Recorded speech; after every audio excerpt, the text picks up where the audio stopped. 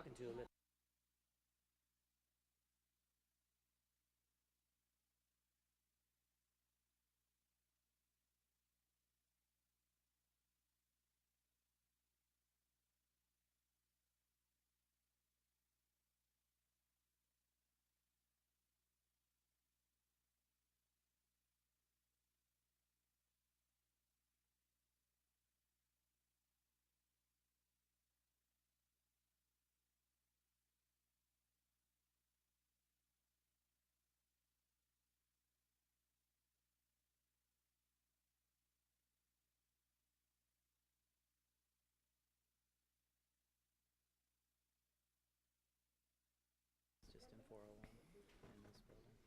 Okay, ladies and gentlemen, give it just a second. The author of our bill thought we were meeting at 3 o'clock, so we're going to give him a couple of minutes.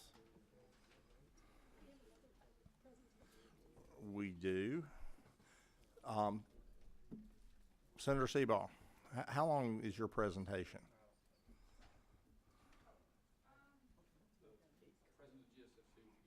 Oh, okay. I apologize. I thought you were okay.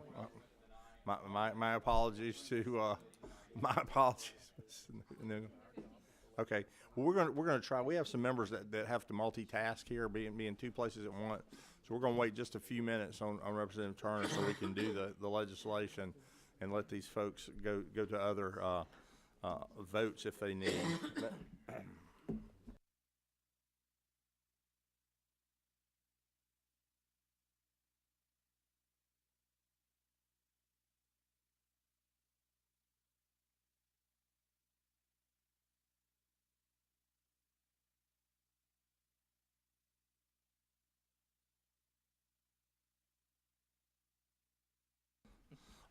Okay, ladies and gentlemen, we are ready now. We are. We'll call the meeting of the House Higher Education Committee to order. On our agenda today, we have a HB 42, a presentation on the 529 Savings Plan, and a presentation by the Georgia Independent College Association. We're going to move straight along as people have other commitments, and I'll call and give the floor to Representative Scott Turner for HB 42. Representative Turner, if you could, you presented the bill before. If you have any specifics, or if not today, as we go forward into rules, I'd like for you to highlight the sections in which each one pertains to, just as an overview. That's what I messaged you earlier. Maybe you hit the high points with that, and go through your presentation. And if you would stand for questions, and we'll try to, if the will of the committee is to move the item today, we'll try to do so. Representative Turner. Thank you, Mr. Chairman, members of the committee. What I have before you is known as HB 42. It is an effort to end the practice of the state taking away a professional license for somebody who falls behind on their student loans. Our research indicates that there are 16,500 plus people who this could potentially impact, and so we would like to go ahead and move forward with removing this, because it simply is a poor way to collect debt. What we have learned is that there are plenty of other mechanisms out there for people to collect debt. Those work just as well or better, because you're not actually removing somebody's ability to earn, and that's key here. If we suspend somebody's professional license because they're behind, we're never going to have the opportunity to collect that debt. That's the bottom line. I have had some questions around the nature of other debt collection practices. We've discussed that, I think, and we've also had some questions. Representative Bentley had questions about a specific industry. I sent you an email that came from Legislative Council. I hope it addresses your concern. As we go through this, I'm going to highlight, per the chairman's request, the different categories that are actually addressed in code. Legislative Council is confident that everywhere a professional licensing board has the authority to take somebody's professional license for this purpose has been mentioned, is where we have actually stricken that ability or that authority.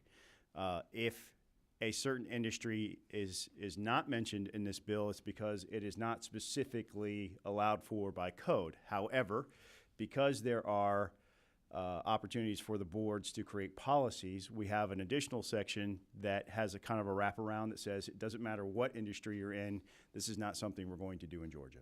So hopefully we've addressed that as a concern.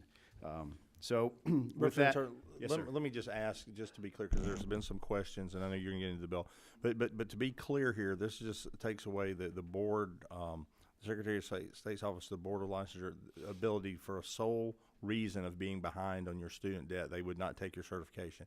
This is not in any way attempt that if it weighs in on your ability to conduct business, run a business, pay your bills on time and so forth. If your profession in general requires that of you otherwise, this could be, on a preponderance of, like I said, several semesters shy of a law degree, but on a preponderance of the facts related to that professional licensure by their independent board. This is not telling them that they cannot weigh that in as with any other debt. We're not getting into that business, correct? We're not getting into that business at all. You're absolutely correct in your characterization of the bill, Mr. Chairman. And I'll also add this. This does not relieve anyone's obligation to pay a debt. They are still on the hook to pay and would have to face other debt collection practices to make sure that they actually do pay. So with that, we'll go ahead and through the bill. The section 2 at the top of the page on the second page.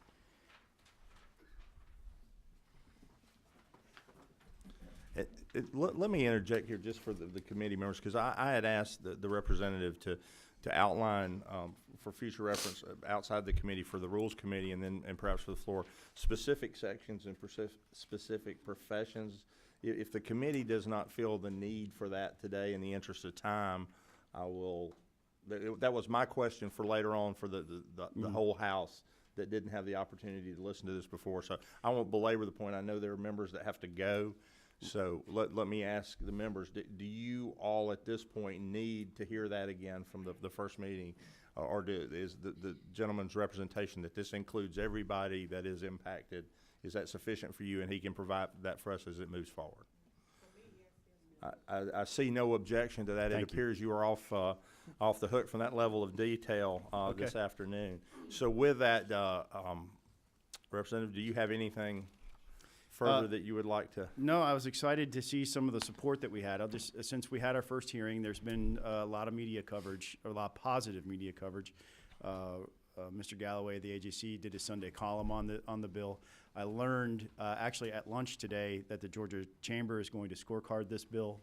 That's a first for me. So. Do you want that? I'm not sure that's in your favor, but no, I'm joking. Such a great relationship. So that we're actually, surprisingly excited about that. I can't wait to see it. So.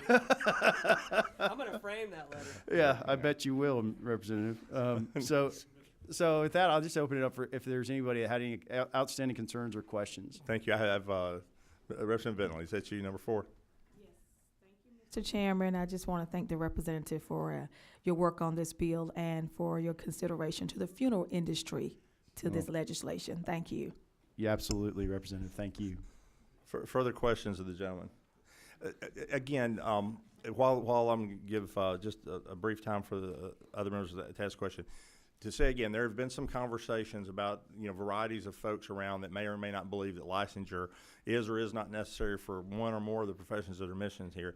This is not your mission here. This is not a camel's nose under the tent, so to speak. This is simply that we don't want to take your ability to earn away, and so support of this bill does not necessarily, and in fact does not specifically talk to certainly members of not this committee that would say that the licensure is not needed in all of the areas here, or at least some specialty. That's that not correct? the intent of this bill, and I would welcome that debate for some other day. I concur. Any further questions? Any further questions? Other people would say that would be good. I have number 27 down there. Who is that? Representative Williams. Yes, sir. At the proper time, I'd just like to make a motion. We're about there. Any further questions? Let me ask for a second time. Third time, any questions? I see no questions, so let me say before us, we have HB 42 LC 33 75 62. What's the pleasure of the committee regards to this item? Do pass. I have a motion and a second to this item move forward with a do pass recommendation. Is there discussion on that motion? Motion is to move HB 42 LC 337562 forward with a do pass recommendation on the rules. Is there discussion? Discussion? Seeing no further discussion, all those in favor signify by saying aye. Aye. Any opposed, no. Motion carries. Let's move forward with the do pass recommendation to rules. You know the process that you need to get with the rules office in order to. No, I've never passed a bill before. Can you help me Yes, out? sir. We'll get with you and let you know that later. Thank you, Mr. Whip Chairman, Kelly, members of the committee. I appreciate you. Whip Kelly, can you get with Representative Turner and show him where the rules office is, sir? Thank you, Representative. Moving on, because again, members have to go, and we do, I think, have an important presentation, an informative one. Our 529 presentation. President Nugel.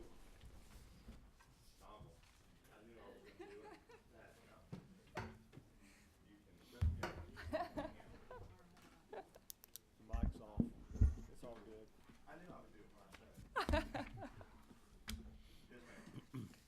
Thank you so much, Mr. Chairman and members of the committee, for the opportunity to be before you today to talk to you a little bit about the state's Path to College 529, which is Georgia's college savings plan. Just to give you a little bit of history and overview, if you're not familiar with the 529 plan, it's basically similar to a retirement plan, a 401k plan, but for college or educational savings. It's an investment vehicle with certain tax advantages that lets students and families prepare for the future costs of education. Our plan was passed in code in 2002, and it's administered jointly. It's governed by the Georgia Higher Education Savings Plan Board, which is chaired by the governor. It's actually authorized and administered by the Office of the State Treasurer in conjunction with our office at the Georgia Student Finance Commission. With me today is Scott Austinson, our Deputy State Treasurer. If you have certain questions, I'll be deferring to him. And then also from our office is Mitch Seaball, who serves as the Executive Director of the 529 plan in our office. It was questionable whether or not he should come. So. On the next slide, just to share with you some of the features and how the plan works. It is direct sold, and it's a college savings plan. States have a variety of college savings plan around the country, and there's some that are prepaid tuition. Some require you go through a broker, but ours is neither of those things. It is direct sold, meaning you do not need a financial broker. You don't need a CPA or an attorney to open an account for you. You can open one directly on our website as an individual. And it's a college savings plan, so it's not prepaid tuition. It's just investing funds now that you will use later for expenses. All earnings contributed to the plan grow tax deferred, and earnings that are used for what we call a qualified withdrawal for covered educational expenses like tuition, fees, certain room and board expenses, certain other technology expenses, and then K through 12 tuition up to a maximum per year are considered qualified withdrawals, and therefore they are federal and state income tax free. So you contribute your funds after tax, those earnings grow tax deferred, and then if you use the funds for qualified purposes, they are tax free. So it offers huge tax advantages to certain families. Georgia actually offers currently a state income tax deduction of $2,000 per year per beneficiary. An account holder can have more than one beneficiary, so if you have multiple children or you're opening one for grandchildren, $2,000 per year if you're a single filer, up to $4,000 in a tax deduction per year per beneficiary if you're married filing jointly. Our accounts currently have a maximum contribution limit of $235,000.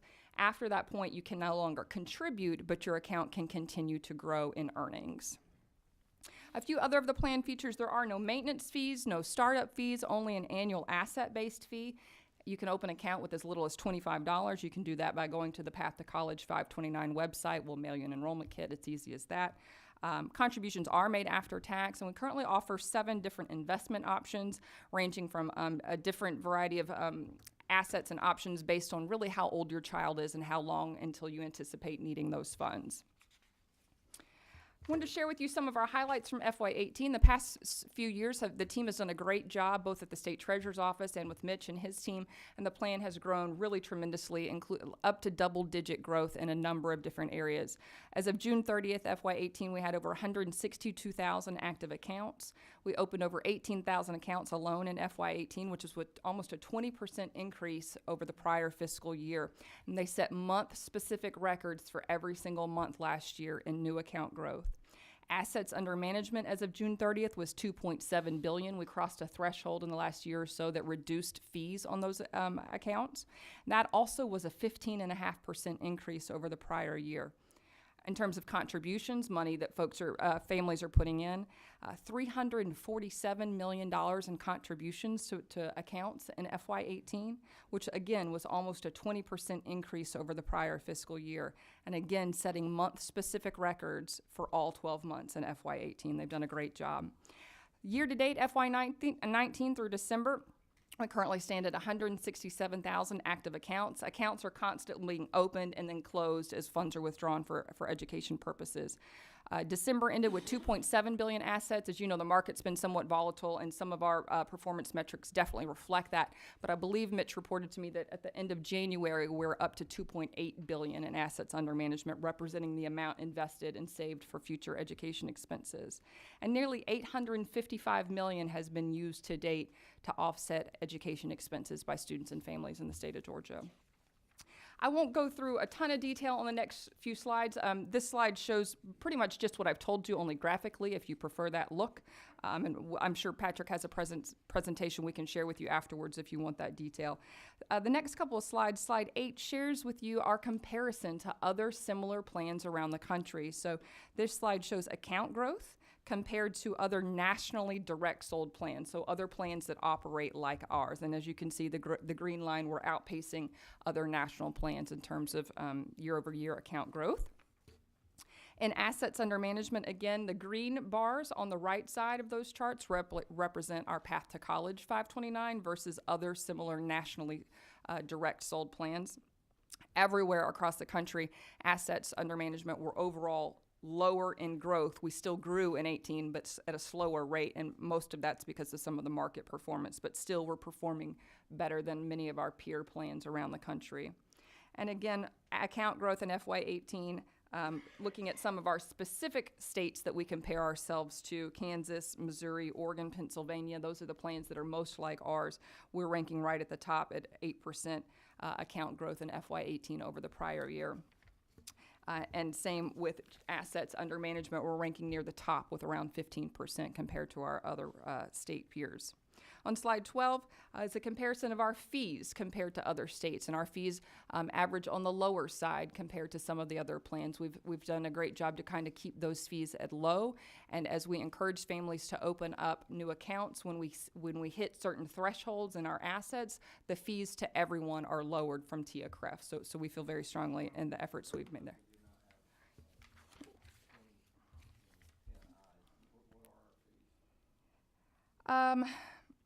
The age-based portfolios, 0.5% to 1%.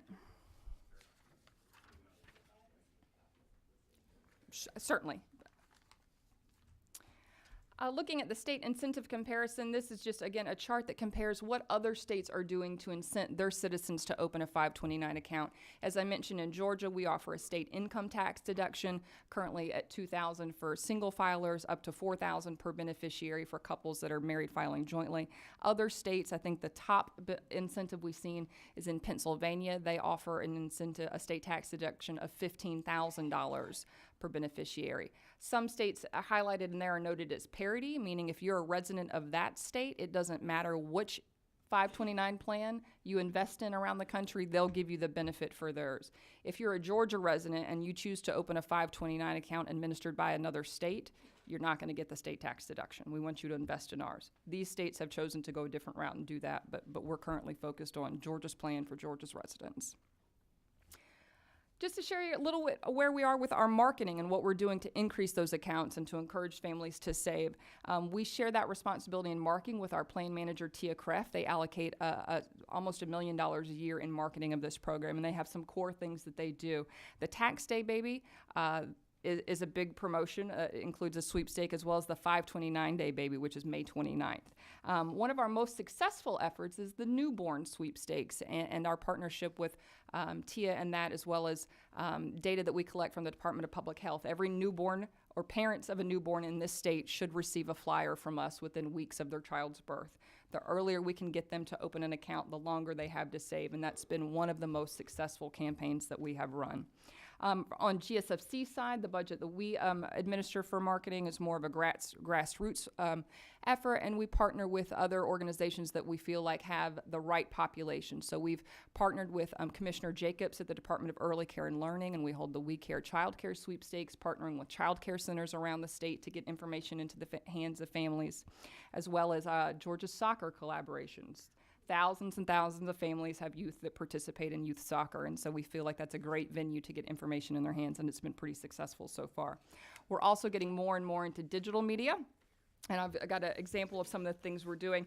It's a little hard to see, but the little green bannered box kind of right in the center, that's Jack. He is the feature of some new commercials that are actually going to start running, I believe, this month. Any day now, this week. They did some very cute interviews with students talking about the need to plan for their future college. And we'll continue to expand upon those and using new technologies to target and retarget who we believe our prime customers may be. Additionally, some of the newer things we're looking at, we've collaborated with some of our regional universities and colleges. I believe Georgia Southern, KSU, Mercer, and others, and sponsors with their athletic programs where they actually have alumni bases and student youth organizations where they are sharing information with us and passing our information on that. We then get them into a program where we can follow up and reach out with direct marketing materials. And we're continuing to look at additional sponsorship opportunities. You'll probably hear ads on the radio and other things throughout the year. And so we do a big push at end of year, gift of giving, and right around tax time, encouraging folks to continue to take advantage of the tax savings and advantages that the plan can offer. That's where we are today. I'm happy to take any questions. I'm happy to give any of you information afterwards if you'd like some materials or an enrollment packet. Thank you very much. Thank you. No, that's awesome. And I think I heard Representative Gardner ask about the presentation. I was going to sound at the end of the meeting here. Our office has put a Google Drive up that's going to have all the presentations that we have before the committee. It's going to be out there on Google Drive so that you can get it. We went that route rather than emailing them out to everybody. They're going to email it out to you, a link to a Google Drive. It'll be a public drive. In fact, it'll be available to the public as well. So so we'll figure out how we get that and spread that over the public, because this will be all the information that's presented before the committee. So it's presented publicly, so we will certainly make it available to people as well. But we'll get an email out to the committee, and perhaps we can get with the House office and put on our committee page on the website a link to the Google Drive. I had a quick question, and then I see two more lights blinking here. And again, I'm not familiar with this.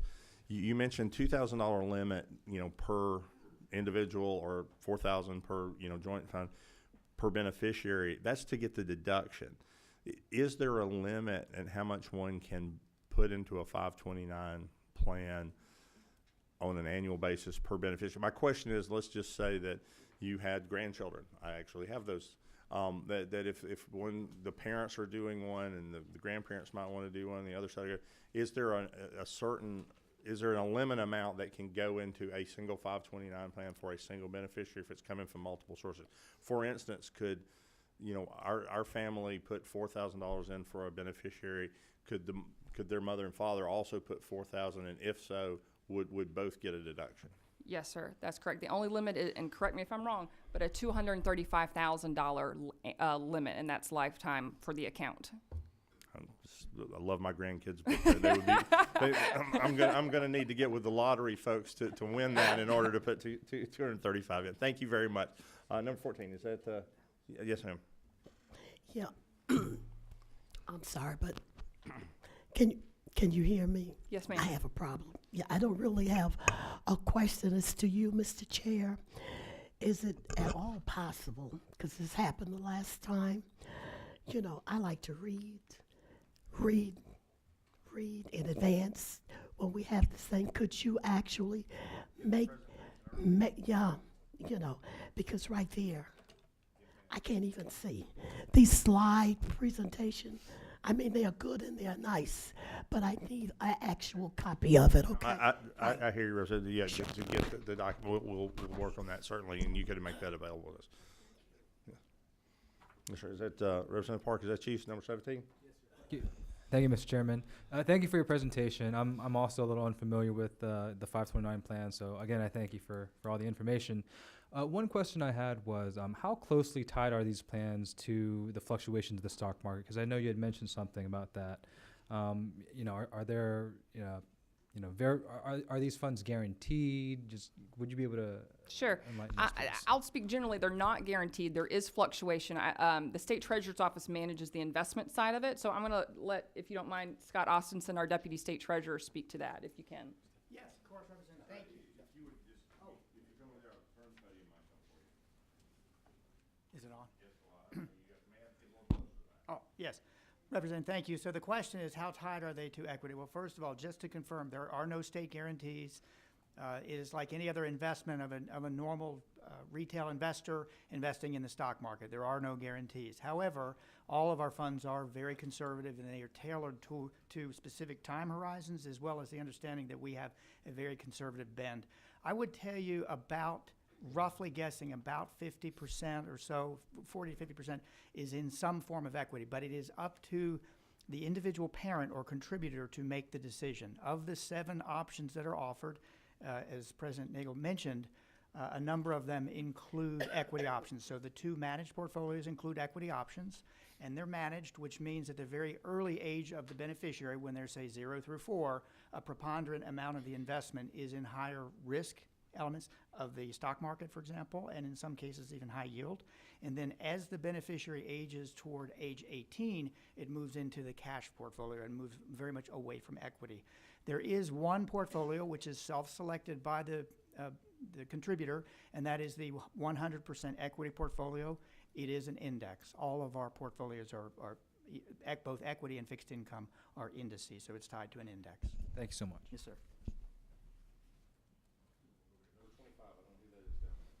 Thank you, Mr. Chairman. Whoa. We are. Yes, sir. Thank you for your presentation. I have one quick question. If it was on the slide, I'm sorry, but the $855 million that has been utilized in these funds, over what period of time is that? So the plan, I don't know if I'm on. You're not. Now you are. I'm sorry. The plan started in 2002, so we're in our, 16th, 17th year. Thank you. Representative Clark. Good morning. Thank you, Mr. Chair. So my question is for payout. So when a person who has this plan then decides they want to get the money out, is there a cap or a limit on how much they can get out at one time? The only limit is subject to IRS rules or what would be called the qualified withdrawal. They can certainly take it all out, but if it's not for a qualified education expense, they would face tax on top of a penalty. Generally, the IRS rules are going to look at cost of attendance to attend a university and what they would consider those qualified education expenses. And can I ask a follow-up question? So I know it can go to tuition and room and board. Can students also use this for pocket money? So, for example, I'm in school now. I don't believe so. The IRS is pretty strict, and there's only certain room and board expenses, certain technology expenses. If it's something that you incur in the normal course of life, no. If it's specific to attending college or getting an education, the answer is yes. Thank you. To follow up on that, if I may, correct me if I'm wrong, if, for instance, a qualified expense to attend the University of Georgia for the semester room and board was $5,000, one could withdraw that for that. If there were money in there and the student at that point, I mean, I don't know who controls the account, either the contributor or the student. I guess it depends on the age of the student, age of the beneficiary. But if they thought they needed $1,000 for that semester for incidental expenses. They would take that out. It would just be subject to any penalties or interest. In other words, it's your money, but there are IRS rules that go. So if you Correct. needed it, you would take it out, and it may have a tax implication. That's correct. Perhaps a penalty implement as yes. well. So you could get your money. It would just be a question of, so if you'd gotten a high return, more than you could use for qualified educational expense, I believe you'd have that. You would just You can have, get it. Account owners also have the option of transferring that account to another beneficiary if they have excess. fair enough. Number 22, who is that? Chairman Knight. Just more of a statement. I appreciate it. I've looked at this account. Again, the state of Georgia and what we're doing through the savings account is great. We're conserving. We're very much want to reiterate how we're managing this, the options that are there, and quite frankly, the performance that we see out of Georgia consistently in safeguarding these to a degree. I know this is an option as individuals do choose sort of where it goes, but I want to reiterate the conservative way in which y'all have managed this, and the results are outstanding. And once again, I think Georgia's leading in this area. Thank you. Are there further questions from the committee?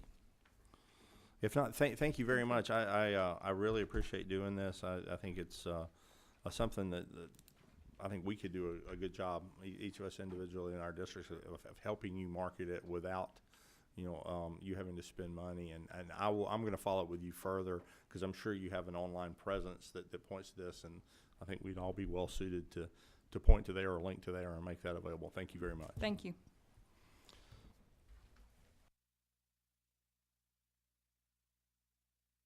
We'll move on now. The next item on our agenda is a presentation by the Georgia Independent College Association. Yes, ma'am. We're ready when you are.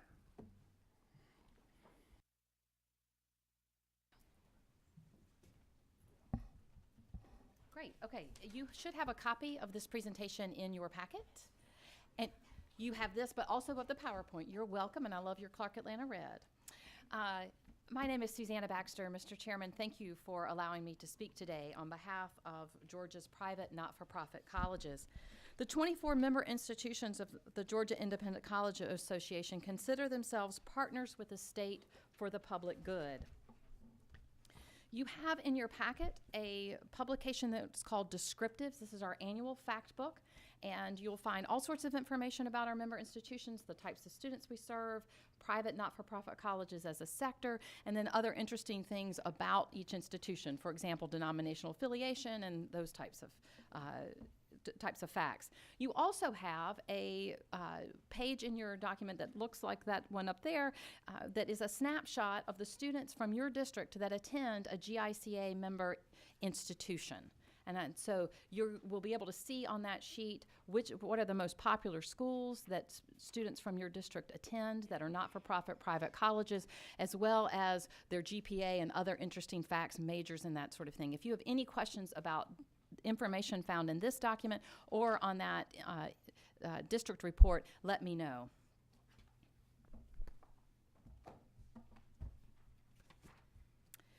As you can see from the map, the Georgia Independent College Association represents 24 not-for-profit private colleges all over the state. The blue stars represent the base campus, the main campus, and then the gold dots represent the satellite. Our campuses do much like the other sectors in providing not just bricks and mortar locations, but also online education, and then other creative ways of getting to adult learners and those that need to work full-time and not have the luxury of attending during the workday. Again, all of our institutions are SACS COC accredited. As a whole, the private not-for-profit colleges in the state provide a tremendous economic impact to the state of Georgia. In fact, if we just look at salaries and wages alone, it's almost $3 billion. That's the equivalent of Georgia needing to host 7 Super Bowls per year to have an impact of the private not-for-profit sector.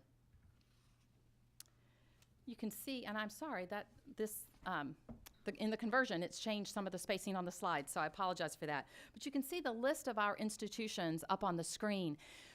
You'll recognize a number of them are in counties where the institution is the primary employer, the largest employer in that county. So the private not-for-profit colleges provide a tremendous benefit to the communities in which they live.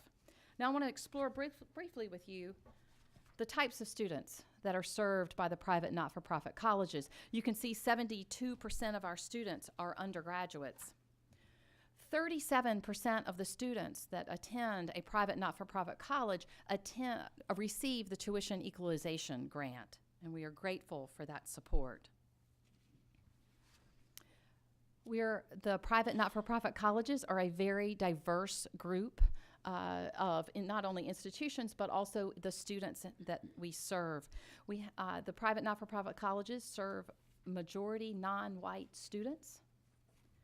And then from a financial perspective, the federal government, for those that aren't familiar, has a Pell grant that's for need-based aid for students from Georgia that attend qualified institutions. All of our institutions are eligible for this award, and 40% of the students attending a GICA member receive Pell. For some of our institutions, that number for their specific campus is much, much higher, more closely to 70% when you start to delve into some of the institutions and the locations that they're serving. And then we also serve students that are over the age of 25, and you can see that information. Institutional aid. I don't know how many of you receive notices from your undergraduate institution inviting you to support them and give money.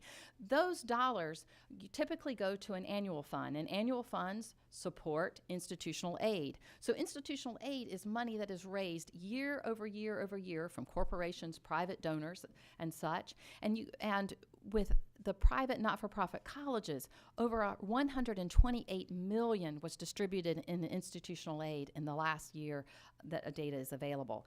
So that averages for first-time, full-time students over $17,000. It's a tremendous amount of skin in the game, if you will, for the institutions that serve Georgia citizens. Private colleges save the state money. They save taxpayers money. Years ago, decades ago, the wisdom of the General Assembly was to create the tuition equalization grant because the state realized that the population was going to grow and there was not going to be enough room. The state couldn't keep up and pay for all the state facilities that would be needed to educate all residents. And so as a steerage mechanism to entice students to attend a private not-for-profit college, thereby saving the taxpayers money, the tuition equalization grant was created. And what you can see from this chart, if a student graduates within 4 years, it only costs the state $3,800 for them to attend a GICA member institution. And it's far more expensive if they choose to go to a public for the state taxpayer. I also want to make it abundantly clear that the tuition programs that Georgia offers, it's attached to the student. It's not attached to the institution. So students who receive aid receive it, and then not the institutions that they attend.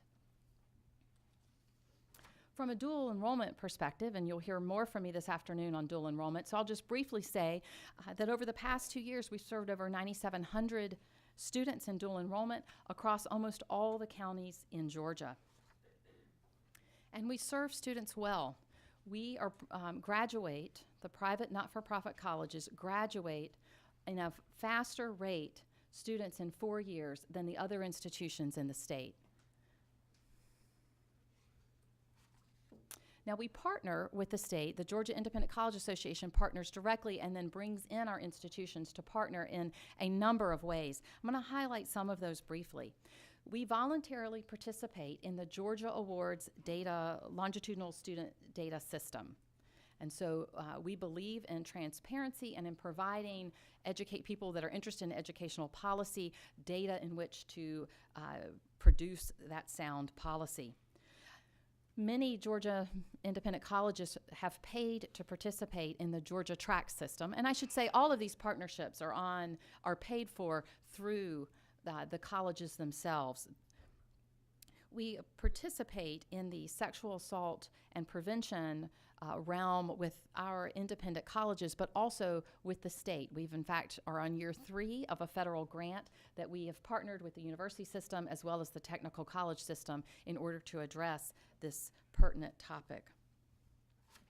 Articulation agreements. I don't know how many of you are familiar with articulation agreements, but when a student leaves one institution without a degree typically, and they want to transfer to another institution, if that happens with some regularity, then a student will, or institutions will put an agreement in place to articulate or declare how that course will be received by that other receiving institution, if you will. We had an agreement put in place years ago with the technical college system. We have just renewed that with the technical college system and GICA's 24 member colleges.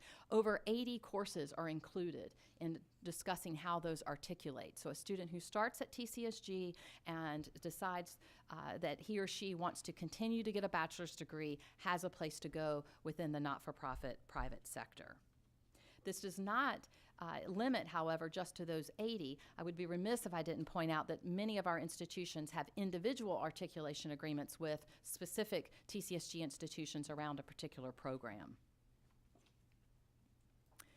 Now, I'm going to run the risk because I'm going to point out some of the things about my member institutions, and I have 24, and you don't give me enough time.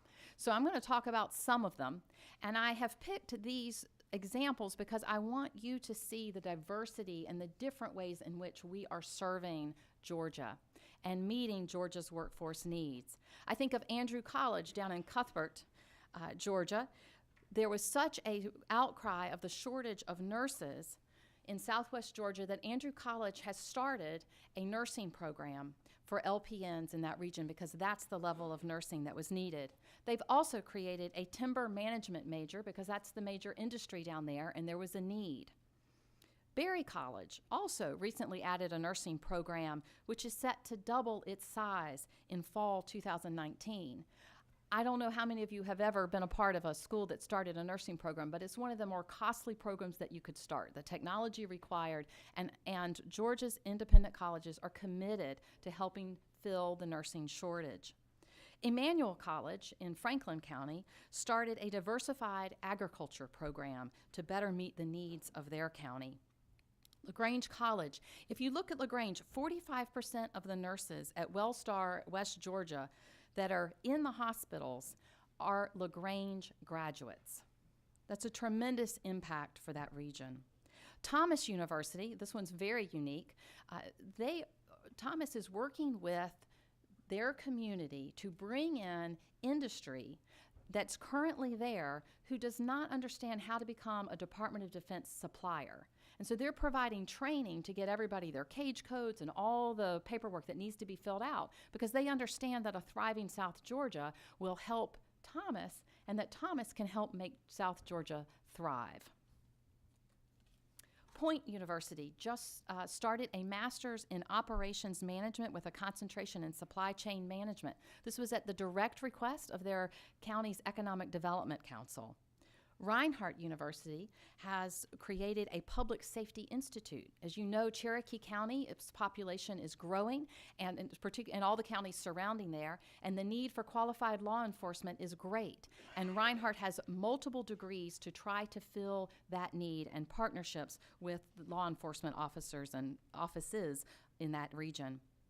Mercer University doubled its capacity over the last decade at their School of Medicine to address the critical shortage of primary care physicians. Toccoa Falls College serves our state in many ways, but one interesting way is they provide a 50% off tuition discount for full-time police, fire, and EMS workers who wish to get a degree from Toccoa. Wesleyan College is in the process of adding a degree in applied data analysis. This came from a direct request from a healthcare company who was struggling to find people who qualified in that field. Georgia's 24 private not-for-profit colleges are responding and listening to what the community needs.